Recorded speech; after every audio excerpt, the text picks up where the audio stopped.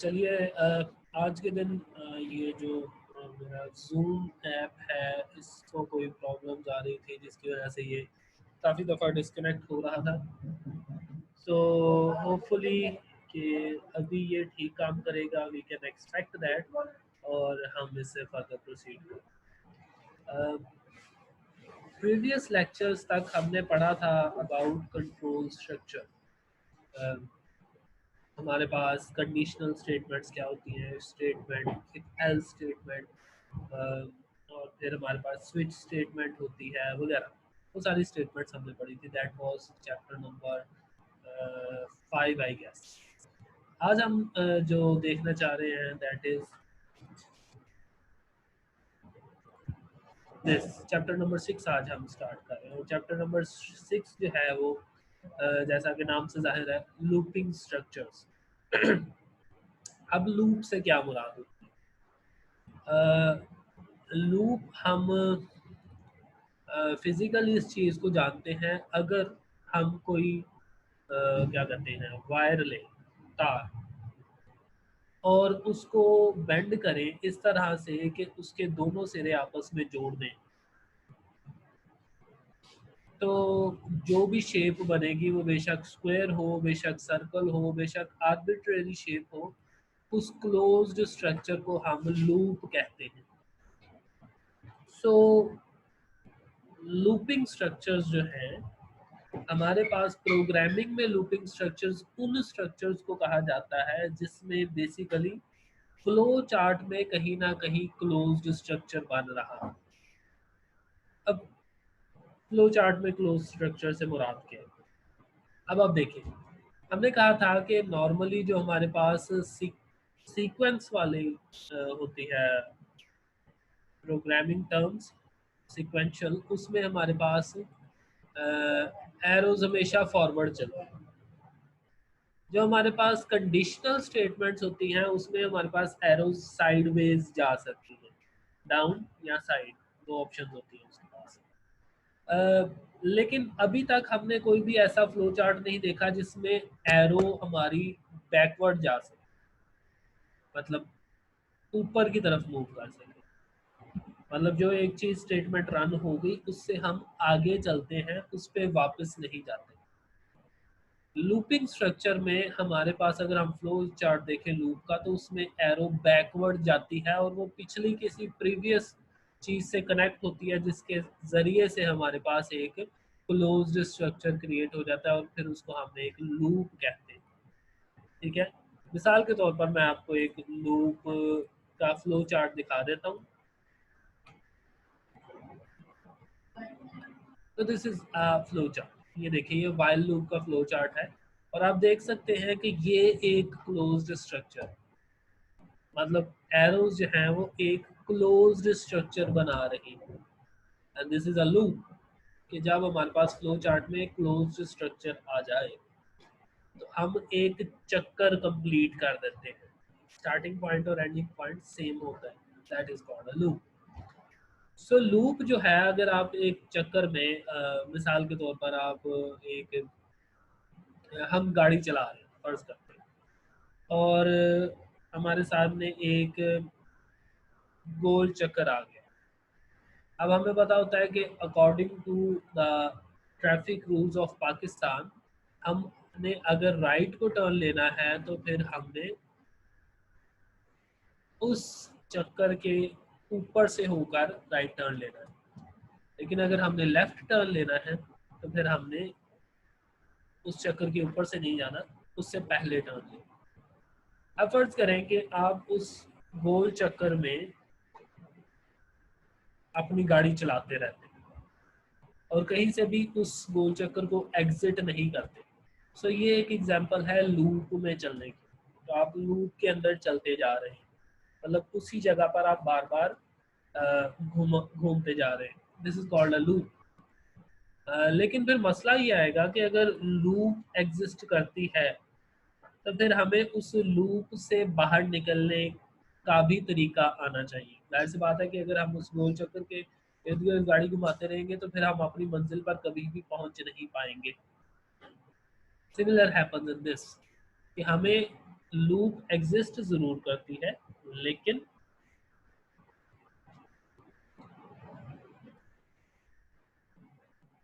Loop exist जरूर करती है लेकिन हमने उस लूप में रहना है तब तक जब तक हम चाहें, और उस लूप में चक्कर लगाने के बाद हमें अ, किसी ना किसी पॉइंट पर उस लूप से बाहर निकलना है।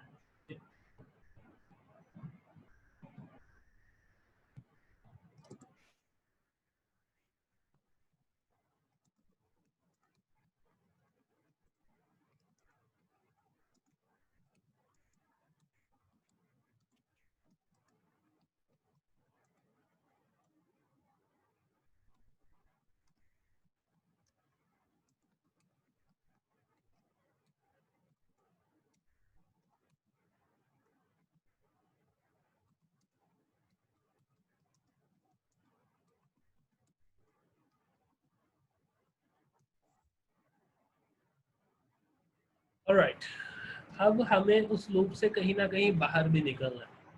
तो उसके लिए फिर हमें कोई कंडीशन चाहिए, मतलब हमें कंप्यूटर को बताना है कि इस टाइम तक लूप के अंदर रहो और इतने टाइम के बाद उस लूप से बाहर निकल आओ। ठीक है, तो मसलन अगर ये मैं फ्लो चार्ट देखूं, तो इस फ्लो चार्ट के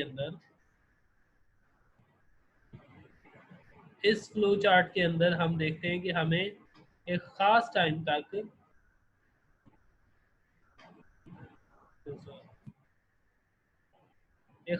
तक हमें हम चाहते हैं कि ये एरो इस तरफ को जाए और एक ख़ास टाइम के बाद एरो जो है वो डाउनवर्ड प्रोसीड कर दे। ऑब्वियसली उसके लिए हमें कोई कंडीशन चाहिए होगी, तभी हमारे पास दो ऑप्शन आएंगे। ठीक है, सो लूप्स को स्टार्ट करते हैं। So loops are of two kinds: counter control loops and sentinel control loops. So what are these loops? So first of all we have while loop. while loop सबसे simple loop है। while जैसा कि लफ्ज से जाहिर होता है कि जब तक के। जी रोमान, आप कोई सवाल पूछना चाह रहे हैं?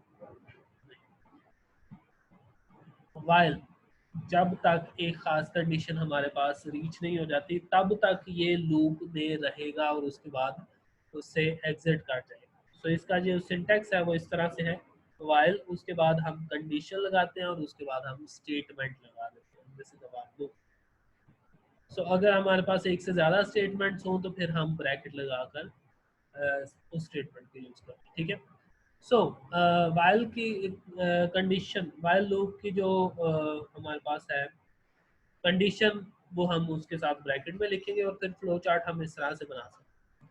जब तक वो कंडीशन ट्रू होगी वाइल लूप रन होती जाएगी और लूप बॉडी की जो भी स्टेटमेंट है वो रन होती जाएगी और हमारे पास दोबारा से कंडीशन टेस्ट होती जाएगी। तो जब हमारे पास कंडीशन फॉल्स आएगी इवेंचुअली, तब हमारे पास लूप की स्टेटमेंट रन नहीं होगी और प्रोग्राम एग्जिट हो जाएगा। जैसा कि यहाँ पे देखिए एक सिंपल सा प्रोग्राम, हमें कहा गया कि पाकिस्तान लिखें 5 दफ़ा। तो बेसिकली आप करते क्या हैं, एक इंटीजर n लिख लेते हैं और उसकी इनिशियल वैल्यू लिख देते हैं 1, ठीक है। उसके बाद आप लिखते हैं while n is less than equal to 5, तब तक जब तक n की वैल्यू 5 नहीं हो जाती तब तक आपने ये सॉल्व करते जाना। उसके नीचे स्टेटमेंट लिखी है सी आउटपुट पाकिस्तान, मतलब जब तक n की वैल्यू 5 ना हो जाए तब तक हमने आउटपुट में पाकिस्तान लिखना है। तो नाउ अब n की वैल्यू 5 कैसे हो सकती है, n की वैल्यू तो हमने 1 लिखी थी। so, उसके बाद हम फिर n के ऊपर इंक्रीमेंट ऑपरेटर लगा देते हैं n प्लस प्लस, जिसका मतलब है कि ओके n की वैल्यू हमने रखी 1 थी लेकिन उसको 1 रहने नहीं देना, आपने हर बार जब ये लूप की बॉडी रन करनी है n की वैल्यू में एक नंबर को प्लस कर देना। तो अगर पहली दफ़ा n की वैल्यू 1 थी तो सेकंड टाइम n की वैल्यू 2 होगी, फिर 3 होगी, फिर 4 होगी, फिर 5 होगी, और जैसे ही 5 रीच हो जाएगी उसके बाद नेक्स्ट जब 6 आएगी तब प्रोग्राम ये सी आउटपुट नहीं करेगा और प्रोग्राम एंड हो जाएगा। This is how while loop works, ठीक है। सो ये गालबन हमने प्रोग्राम बना के भी देखा था कि सम इज 15। आगे चलते हैं।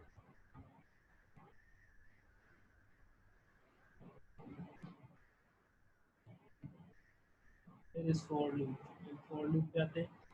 ये बुक में जो प्रोग्राम्स मौजूद हैं आप कोशिश करें कि इनको खुद डेव सी प्लस प्लस पर बनाकर देखें, और अगर ऐसा ना हो कि आपके पास वो रन ना हो पाए तो फिर आप वो मुझे क्लास में भी पूछ सकते हैं और वो आप मुझे ग्रुप में मैसेज भी कर सकते हैं कि ये वाला प्रोग्राम हमसे नहीं हो पाया, वो आप अ, फिर हम नेक्स्ट क्लास में वो डिस्कस कर सकते हैं। Okay, where is for loop.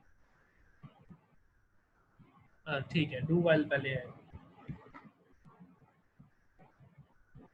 अच्छा, सो डू वाइल जो है that is that mean do while जो है वो आप ये समझ लें कि वाइल लूप की ही एक्सटेंशन है। सिर्फ इसमें फ़र्क क्या है कि हम पहले स्टेटमेंट रन करेंगे उसके बाद वाइल कंडीशन लगाएंगे, जबकि सिंपल वाइल कंडीशन में हम पहले वाइल कंडीशन लगाते थे बाद में स्टेटमेंट रन करते थे, और उसमें और कोई ऐसा इशू नहीं है। तो देखें बाकी सारा एग्जैक्टली सेम है, सिर्फ इसका फ्लो चार्ट फर्क आता है। इसमें हमारे पास पहले लूप की बॉडी है और बाद में कंडीशन चेक होती है। जो हमारे पास वाइल लूप थी उसमें पहले कंडीशन थी, अगर वो कंडीशन ट्रू होनी थी फिर हमारे पास लूप की बॉडी रन होनी थी, अदरवाइज नहीं run. And that is the difference between. और गालबन हम वाइल और डू वाइल लूप में फ़र्क भी पढ़ चुके हैं, सो हम फर्दर प्रोसीड करेंगे।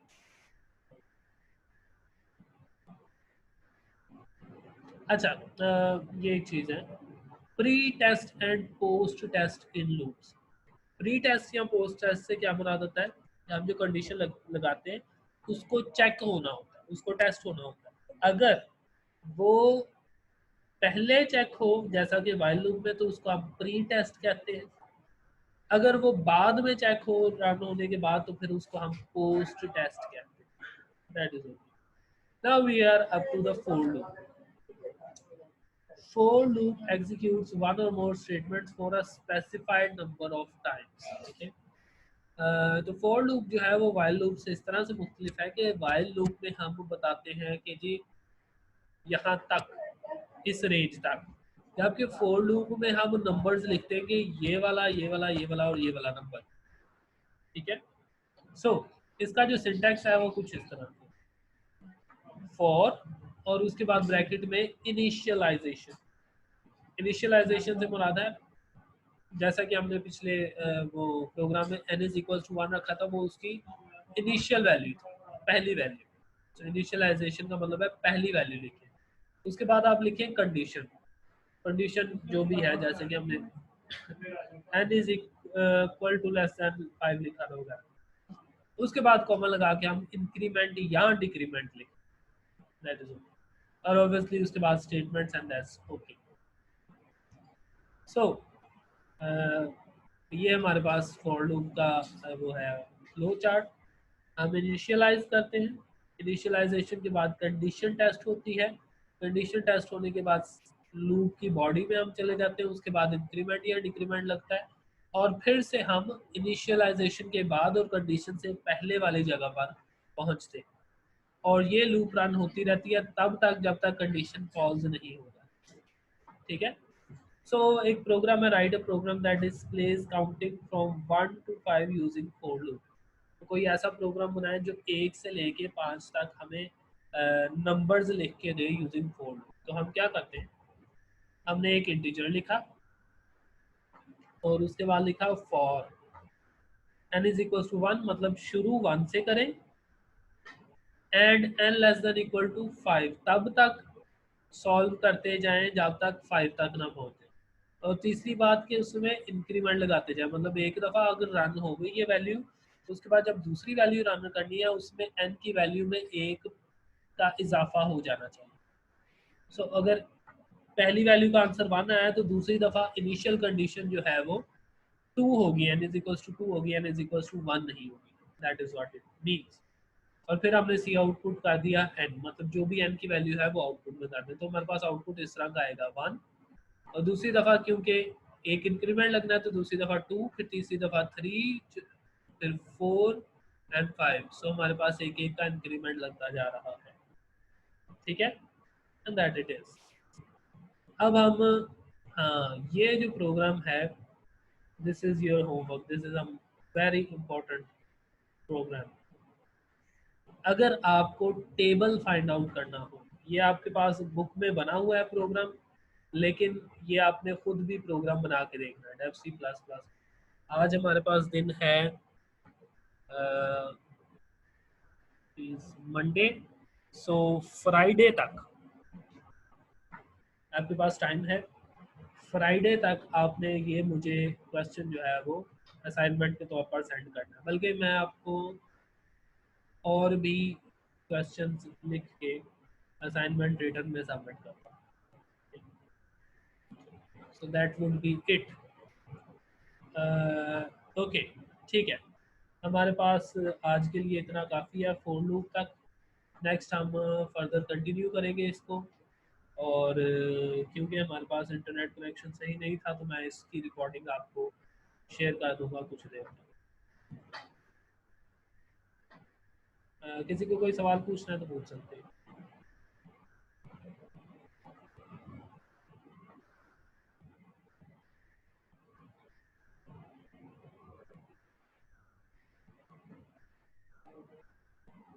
इन केस नहीं तो मैं अब मीटिंग एंड कर रहा हूँ।